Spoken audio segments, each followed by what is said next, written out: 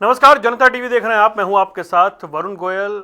Bharatiya Janata party में हरियाणा में प्रदेश अध्यक्ष पर नए नाम का ऐलान हुआ। डॉक्टर अर्चना गुप्ता को अब नया प्रदेश अध्यक्ष बनाया गया है। इसके साथ ही मोहनलाल बड़ौली, जिन्हें यह जिम्मेदारी दी गई थी, उनका कार्यकाल अब समाप्त हो रहा है। और मोहनलाल बड़ौली को ऐसे समय में जिम्मेदारी दी गई जब विधानसभा चुनाव एकदम सर पर थे, लोकसभा चुनाव के नतीजे आ चुके थे और हरियाणा में विधानसभा चुनाव को लेकर बहुत सारी बातें की जा रही थी। ऐसे में उनके अध्यक्ष बनने के बाद बीजेपी ने हरियाणा में लगातार तीसरी बार सरकार बनाई, फिर निकाय चुनाव भी जीते। उनका यह कार्यकाल कैसा रहा है, इस पर बात करने के लिए हमारे साथ खुद मौजूद हैं निवर्तमान प्रदेश अध्यक्ष मोहनलाल बड़ौली जी। चलिए उनके साथ बातचीत शुरू करते हैं।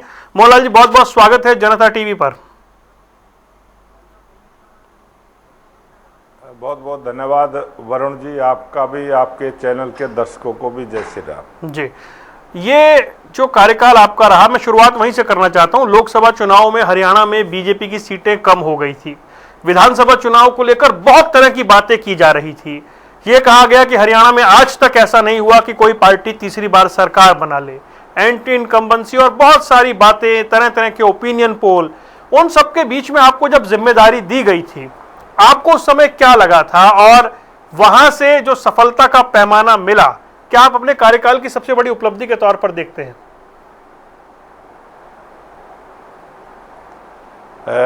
इस कार्यकाल की बड़ी उपलब्धि है और उसके साथ जो विषय है वो देश के लोकप्रिय प्रधानमंत्री नरेंद्र मोदी जी का तीसरी बार केंद्र में चुना जाना।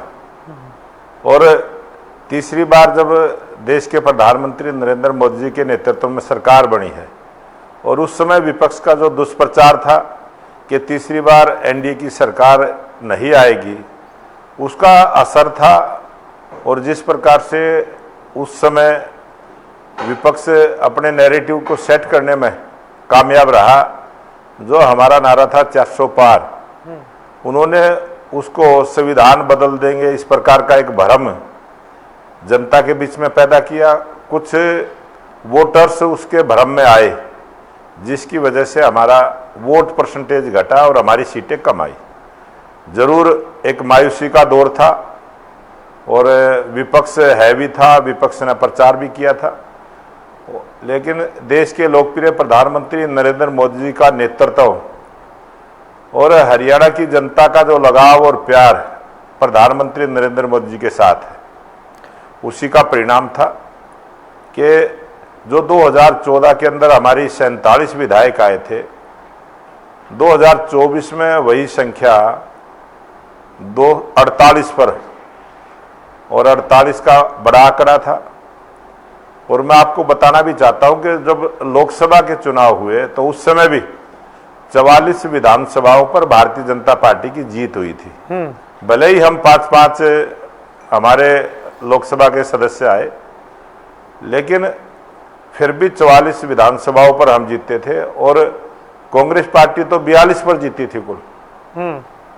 तो बहुत बड़ा अंतर नहीं था, लेकिन कार्यकर्ताओं ने मेहनत करी, कार्यकर्ताओं ने एकजुट होकर, हमारे सभी नेता एकजुट होकर लगे और सभी के प्रयास से, कार्यकर्ताओं की मेहनत से और देश के प्रधानमंत्री नरेंद्र मोदी जी, और उस समय हरियाणा के जब मुख्यमंत्री नायब सिंह सैनी जी बने थे और उनको 56 दिन का कुल समय मिला, और 56 दिन में जो हरियाणा की जनता का विश्वास जीतने, मुख्यमंत्री नायब सिंह सैनी जब भरोसा किया और हरियाणा जनता ने यह माना कि अगर सच्चा के रूप में हरियाणा के मुख्यमंत्री के तौर पर चुनना है तो नायब सिंह सैनी को चुने, और लोगों ने नायब सिंह सैनी को चुनने का काम किया। आज तीसरी बार हरियाणा में सरकार बनी है, एक ऐतिहासिक जीत दर्ज हुई है, इतिहास रचा गया है। और उसके बाद जब जब भी चुनाव आए, निकाय चुनाव आए हैं, निकाय चुनाव में भारतीय जनता पार्टी कमल के फूल की जीत हुई है, हमारे विचार की जीत हुई है, नायब सिंह सैनी की सरकार के कामों की जीत हुई है, और देश के प्रधानमंत्री नरेंद्र मोदी जी के विश्वास की जीत है, उनके भरोसे की जीत है, प्रधानमंत्री नरेंद्र मोदी जी की नीतियों की जीत है। और ये जो भारतीय जनता पार्टी का राष्ट्रीय नेतृत्व जिस दिशा में जो दिशा निर्देश करते हैं, भारतीय जनता पार्टी कार्यकर्ता बड़ी मजबूती के साथ उस पर लगता है।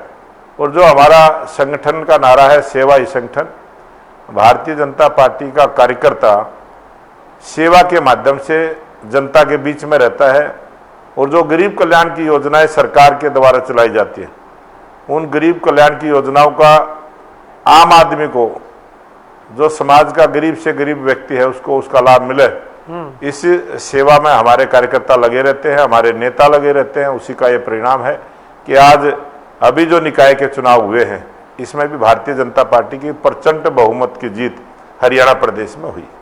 तो ये आपको एक सुखद एहसास आपके जहन में रहेगा कि आपके कार्यकाल में विधानसभा चुनाव में जीत, फिर जो 10 निगम में चुनाव हुए थे वहां जीत, और अभी जो हाल ही में निकाय के चुनाव हुए उसमें पार्टी को जीत मिली, यानी पार्टी को सफलता निरंतर मिलती रही। बतौर अध्यक्ष रहते हुए इस बात की तो संतुष्टि रहेगी।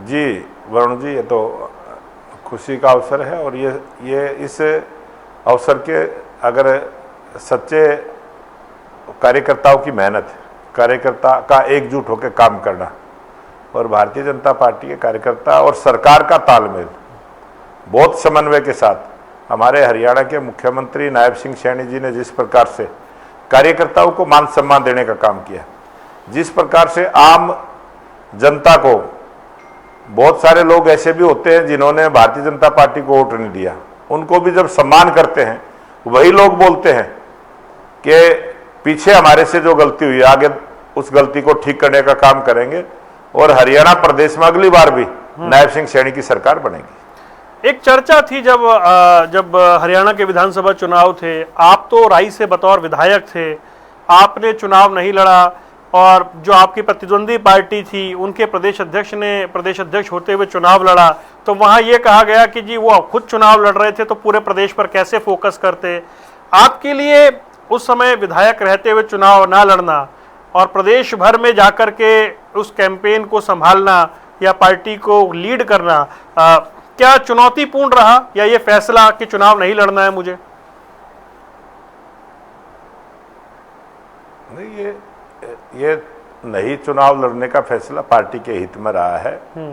और बहुत, वरुण जी, जब अपनी विधानसभा में कोई नेता उलझता है तो समय बढ़ता है और मेरे पास पूरा समय था, अनेक विधानसभाओं में गया, पूरी मॉनिटरिंग रखी चुनाव की, सभी कार्यकर्ताओं को, नेताओं को एक लाइन में लगा के काम करने का अवसर मिला।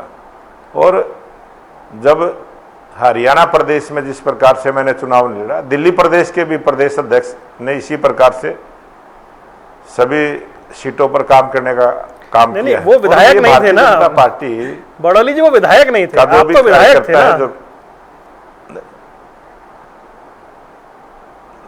मैंने लोकसभा लड़ी थी, लोकसभा लड़ी थी तो समझ में आया कि भाई सभी नेता चुनाव में थे, हमारे सभी नेता चुनाव में थे और हमारी, जब बहुत सारे नेता उस चुनाव को संभालने के लिए थे, हमारे 2 प्रभारी थे, 2 चुनाव के प्रभारी थे, हमारे मुख्यमंत्री जी थे, मैं खुद था, हमारे प्रदेश की जो अभी अध्यक्ष बनी है बहन अर्चना जी, वो दोनों महामंत्री, पूरी टीम, एक संगठन मंत्री, बहुत सारे लोग थे जो जिन्होंने हमने काम का बंटवारा करते हुए अपने काम को अच्छे से करने का काम किया।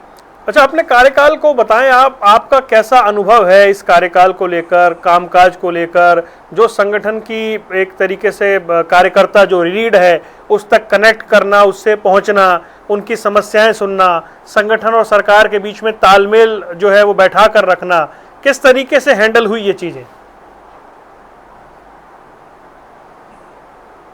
ये अपनी बड़ाई खुद से करना अच्छा नहीं होता, लेकिन ये तो आने वाले समय में कार्यकर्ता जो 628 दिन का समय जो बतौर प्रदेश अध्यक्ष का रहा और उस समय जिससे राजनीतिक चुनौतियों को मजबूती से जीतने का काम किया है, राजनीति के अंदर चुनौतियों को स्वीकार करना और उन पर विजय पाना, ये सबसे बड़ी चुनौती होती है, उसमें हम सफल रहे हैं और ये सफलता का कारण है, जो सफलता के हकदार हैं वो सभी कार्यकर्ता है। नहीं, मैं तो चुनौती ये जानना चाह रहा था कि आपने कब महसूस किया कि चैलेंजेस बहुत ज्यादा है और संगठन का।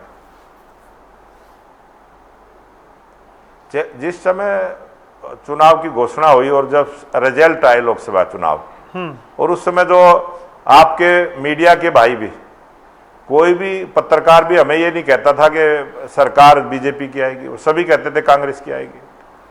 बहुत सारे लोग खुले रूप से बोलते थे, लेकिन जब हम गांव में जाते थे तो हमारा कार्यकर्ता बोलता था कि हमारी सरकार बनेगी। ये जो वातावरण बना रखा है, ये विरोध में विपक्ष के लोगों ने बना रखा है, और जब चुनाव में उतरेंगे सभी, उस समय यही बोलने वाले लोग हमारे पक्ष में आएंगे, और वही बात बनी। जब वोटों का बंटवारा हुआ, क्योंकि लोकसभा में सीधा सीधा मुकाबला था, मैंने लोकसभा सीट लड़ी, 6 विधानसभा में जीता। मैं खरखोदा, बड़ौदा और जुलाना 3 में हारा, 6 विधानसभा जीती थी। जब विधानसभा के चुनाव हुए तो पानीपत में, अपने जींद में और सोनीपत में, जींद और सोनीपत मेरे पास था, और 2 ही कांग्रेस के विधायक बने हैं। 5 विधानसभा जींद की और 6 विधानसभा सोनीपत की, तो 2 ही कांग्रेस के विधायक हैं। ये बहुत बड़ी, सोनीपत को और जींद को तो कहते थे कांग्रेस का गढ़ है, उसको तोड़ने का काम किया हरियाणा की जनता ने किया, हरियाणा के कार्यकर्ताओं की मेहनत ने किया। अच्छा, एक चीज और, जब आपका अनुभव जो आप बताते हैं ये 2 साल का, वर्कर उनका संवाद संगठन के साथ, और जो जिसकी बात केंद्र में भी होती है कि वर्कर ही सब कुछ है, उसके साथ संवाद और पार्टी को उससे ताकत मिलना, आपके यहाँ तो पन्ना प्रमुख से लेकर फिर जिला इकाई, ब्लॉक मंडल, और जब ये कहा गया सामने संगठन नहीं है, क्या इस बात से ज्यादा बल मिलता था, या समय समय पर इसकी मॉनिटरिंग या जो सेंट्रल लीडरशिप है उसकी ओर से जो गाइडेंस आना, क्या इस रूप में काम करता है संगठन आपका?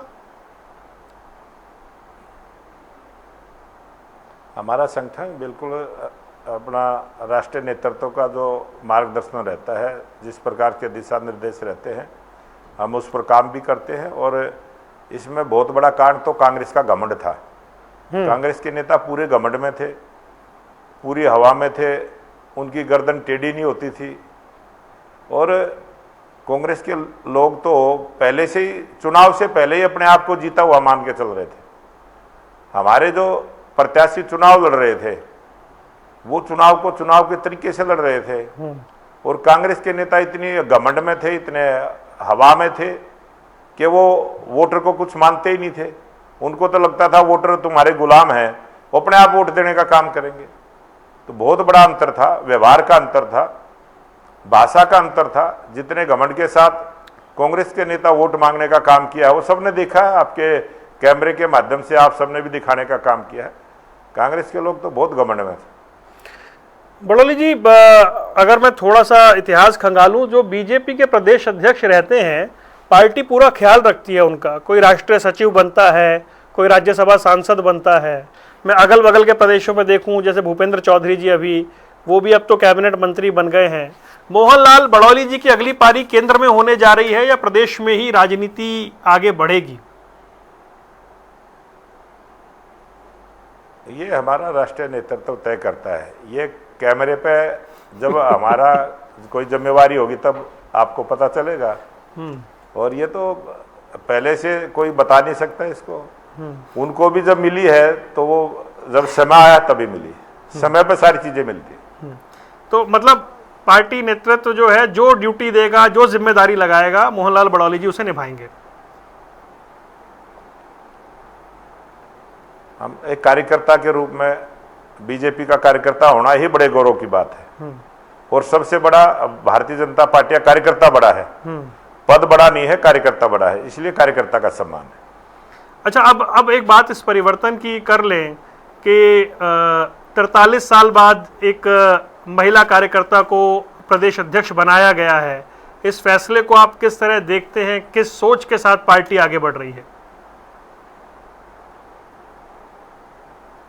देश के लोकप्रिय प्रधानमंत्री नरेंद्र मोदी जी ने पूरी दुनिया में अपने विचार को रखा है, और ये भारतीय जनता पार्टी का विचार है और हमारा संविधान है। भारतीय जनता पार्टी के अगर आप संविधान को पढ़ेंगे तो उसमें भी महिलाओं को मजबूती से उनको जिम्मेवारी देने का पक्ष रखा हुआ है, और महिलाओं की बराबर की भागीदारी रहे, हमारी सरकार ने ही महिलाओं को पंचायतों में 50% का आरक्षण देने का काम किया। हरियाणा पहला प्रांत है जिसमें पढ़ी लिखी पंचायतें बनी हैं। विपक्ष के लोग यही थे जो कहते थे पढ़े लिखे आदमी नहीं मिलेंगे, वो कोर्ट में भी गए और कोर्ट ने हमारी सरकार की नीति को ठीक ठहराया और आज उसी का परिणाम है कि महिलाओं की 50% भागीदारी पंचायतों में जनप्रतिनिधि के तौर पर आज पंचायतों में पंचायत मेंबर, चाहे ब्लॉक समिति के मेंबर और चेयरमैन, जिला परिषद के चेयरमैन और मेंबर, और आज मजबूती से महिलाएं देश और प्रदेश का नेतृत्व करने में लगी हैं। और ये बड़ी अच्छी बात है कि 43 वर्षों के बाद हरियाणा प्रदेश में एक महिला कार्यकर्ता को प्रदेश अध्यक्ष के रूप में जिम्मेवारी मिली है।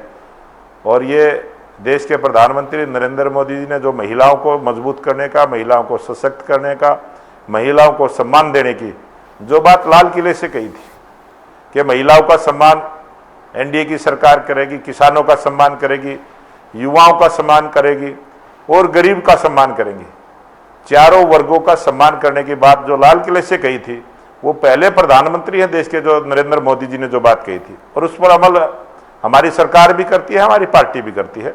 उसी का परिणाम है कि आज बहन अर्चना को हरियाणा प्रदेश की जिम्मेवारी मिली।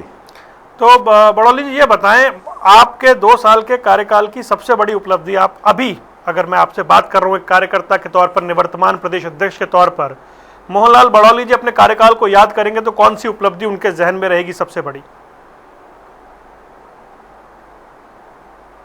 वो सारे ही काम उपलब्धियों से भरे पड़े हैं। 688 दिन का जो समय रहा है, सबसे बड़ा कार्यकर्ताओं का सम्मान जो हुआ है, कार्यकर्ताओं के मन की बात सरकार तक पहुंचाना, सरकार का और कार्यकर्ता का समन्वय बनाना और कार्यकर्ता को सम्मान देना, बहुत सारी जिम्मेवारियों के साथ उनको आगे बढ़ाना। बहुत सारे नए कार्यकर्ताओं को हमने, जहां हमारे बूथ की रचना थी, हमने मंडल की रचना को भी बढ़ाने का काम किया। आज 377 मंडल हरियाणा प्रदेश में, जिलों को बढ़ाने का काम किया, ज्यादा से ज्यादा कार्यकर्ताओं को जिम्मेवारी देने का काम किया। और भारतीय जनता पार्टी के कार्यकर्ताओं की मेहनत से तीसरी बार सरकार बनी, निकाय में हमारी सरकार बनी। आज भारतीय जनता पार्टी का कार्यकर्ता बड़ी मजबूती के साथ, पूरे सम्मान के साथ, और हरियाणा प्रदेश का बीजेपी का कार्यकर्ता मुख्यमंत्री नायब सिंह सैनी जी से जब मिलते हैं, ये बहुत सारी चीजें हैं जो कार्यकर्ता को जब सम्मान मिलता है तो बड़े चाव से काम भी करता है। ये जब घोषणा हुई तो हरियाणा के कैबिनेट मंत्री और दूसरे बड़े नेता सबसे हमने बात की, उन्होंने नए प्रदेश अध्यक्ष को बधाई देने के साथ साथ आपके कार्यकाल की बड़ी प्रशंसा की। लगभग सभी जितने नेता हमारे साथ जुड़े, तो एक अध्यक्ष होने के, प्रदेश अध्यक्ष होने के नाते आपको इस बात का संतोष है कि जो दायित्व दिया गया था उसका निर्वहन ठीक हुआ, उम्मीदों पर खरे उतरे आप? बिल्कुल, मुझे पूरा विश्वास है कि मैं जो जिम्मेवारी एक छोटे से कार्यकर्ता को राष्ट्रीय नेतृत्व देने का काम किया था, उसको बखूबी निभाने की जो ताकत कार्यकर्ताओं के माध्यम से मेरे को मिली, कार्यकर्ताओं के सहयोग से जो मैं अच्छे से अच्छा कर पाया हूँ, ये कार्यकर्ताओं की ताकत थी, कार्यकर्ताओं का आशीर्वाद था, हमारे राष्ट्रीय नेतृत्व का आशीर्वाद था, हमारे राष्ट्रीय नेतृत्व का मार्गदर्शन था, और उस मार्गदर्शन में काम करते करते हम आगे बढ़े हैं। और ये बहुत बड़ी खूबी हमारे राष्ट्रीय नेतृत्व की। कोई ऐसा फैसला बड़ौली जी जो आपको लगता है कि आपको लेना था या आप और बेहतर डिसीजन लेते, या कोई ऐसा काम आपकी लिस्ट में था जो बाकी रह गया था जो करना था, ऐसा कुछ? काम कभी खत्म नहीं होने चाहिए और काम तो बहुत सारे लिस्ट में है। और अर्चना जी और नायब जी और हमारे जो संगठन के अन्य नेता हैं, और हम भी उसका पार्ट रहेंगे। और हमारी पार्टी में ऐसा एक सिस्टम है कि पूर्व प्रदेश अध्यक्ष को भी सभी चीजों में भागीदार रखा जाता है, कोई उससे दूर नहीं है, सबके सहयोग से। हमारी पार्टी का एक यही सबसे बड़ी बात है कि सामूहिक निर्णय लेने की प्रक्रिया भारतीय जनता पार्टी में है, और जब भी कोई निर्णय लेने की प्रक्रिया होती है उसमें सबकी भागीदारी रहती है, सबका विचार उसमें शामिल रहता है। विपक्ष ने यह कहा, अंतिम 2 सवाल कर रहा हूं, विपक्ष ने यह कहा कि जी दक्षिणी हरियाणा में बीजेपी में गुटबाजी है, फरीदाबाद रीजन में सब ठीक नहीं चल रहा है। बतौर प्रदेश अध्यक्ष आपने इन चीज़ों को कैसे देखा और ये विषय आपने कैसे हैंडल किए? हमारी पार्टी में कहीं कोई गुटबाजी नहीं है। गुटबाजी विचारों का थोड़ा बहुत मतभेद हो सकता है, लेकिन मनभेद नहीं है। और हरियाणा प्रदेश में कोई विधायक हो, कोई सांसद हो, मंत्री हो, पार्टी के कार्यकर्ता हो, हमारे जिलाध्यक्ष हो, प्रदेश के पदाधिकारी हो, हमारे पार्टी के प्रभारी हो, कहीं कोई मनभेद नहीं है। और हम खुलकर हर बात पर चर्चा करते हैं, और जब चर्चा करने के बाद जो फैसला होता है उस पर सब सहमत होते हैं, उसमें कोई असहमति किसी की नहीं होती। आखिरी सवाल मैं आपसे जानना चाहता हूं कि हरियाणा बीजेपी के लिए भविष्य में चुनौती क्या है? आप क्या चुनौती देखते हैं अगर संगठन के तौर पर बीजेपी की बात की जाए, जब कांग्रेस ने भी अपना संगठन बना लिया है, उससे इतर हरियाणा बीजेपी के सामने क्या चैलेंजेस दिखाई दे रहे हैं? हरियाणा बीजेपी के सामने चैलेंज एक ही है कि जिस प्रकार से तीसरी बार सरकार बनी है, और जब हम आज़ादी का 100वां उत्सव मनाए 2047 तक लगातार नॉन स्टॉप हरियाणा में भारतीय जनता पार्टी की सरकार चले, और इसी प्रकार से अनेक कार्यकर्ताओं को सरकार में काम करने का अवसर मिले, यही सबसे बड़ी चुनौती है। और उस पर मुझे पूरा भरोसा है कि भारतीय जनता पार्टी हरियाणा प्रदेश की जो टीम है वो इस पर खरी उतरेगी, और लगातार नॉन स्टॉप हरियाणा में भारतीय जनता पार्टी की सरकार रहेगी। मतलब आप ये कह रहे हैं कि हरियाणा बीजेपी के लिए अगला गुजरात है, इतनी लंबी सरकार चलेगी जैसे गुजरात में 3 दशक से चल रही है। बिल्कुल उसी प्रकार का गुजरात का मॉडल, विकास का मॉडल हो, चाहे कार्यकर्ताओं की टीम का मॉडल हो, और अनेक हमारे प्रांत ऐसे बनेंगे। असम के अंदर तीसरी बार लगातार सरकार बनी, और आप आने वाले समय में वरुण जी आप देखेंगे कि इसी प्रकार से आज 22 प्रांतों में हमारी सरकार है, आने वाले समय में आप देखेंगे सभी प्रांतों में इसी प्रकार की भारतीय जनता पार्टी की सरकार, एनडीए की सरकार, भारतीय जनता पार्टी के विचार की सरकार देश में और प्रदेश में चलेगी। तो बस अंत में बता दीजिए, सोनीपत से आपको दिल्ली आना ज्यादा मुफीद रहेगा या चंडीगढ़ जाना ज्यादा ठीक लगेगा आपको? कोई भी चीज दूर नहीं है, और दिल्ली और चंडीगढ़ में कोई दूरी भी नहीं है। और जो जिम्मेवारी कार्यकर्ता को मिलती है वो उसी कार्यकर्ता उसी भाव से उस काम को करता है।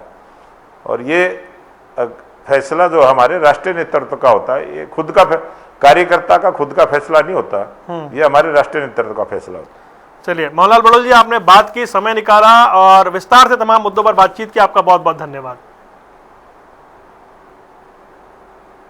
नमस्कार। नमस्कार। तो हमारे साथ थे निवर्तमान प्रदेश अध्यक्ष भारतीय जनता पार्टी मोहनलाल बड़ौली, जिन्होंने कहा कि बीजेपी की जीत में कार्यकर्ताओं के योगदान के साथ साथ कांग्रेस का जो घमंड है उसकी भी बड़ी भूमिका रही है। उन्होंने बार बार कहा कि उन्हें जितने दिन का कार्यकाल मिला, 600 से ज्यादा दिन का, उसमें उन्होंने अपनी तरफ से बेहतरीन करने का प्रयास किया। यहाँ रुकने कुछ देर के लिए, खबरों का सिलसिला लगातार जारी है।